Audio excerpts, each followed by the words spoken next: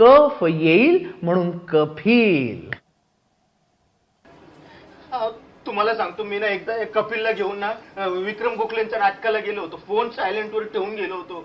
पण हा कपिल, हा त्या नाटक पर नुसतं के विक्की वक्कू, त्याच्यामुळे मला तर विक्रम गोखलेंचा ओरडा खावा लागला ना.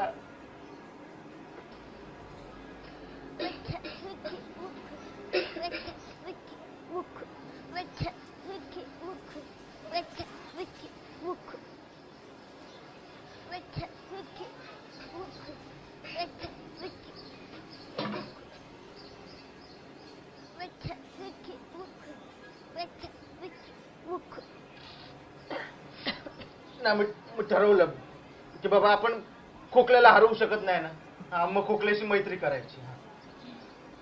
हो, आमचा तो शेजारचा गोट्या धावत धावत आला. काकू काकू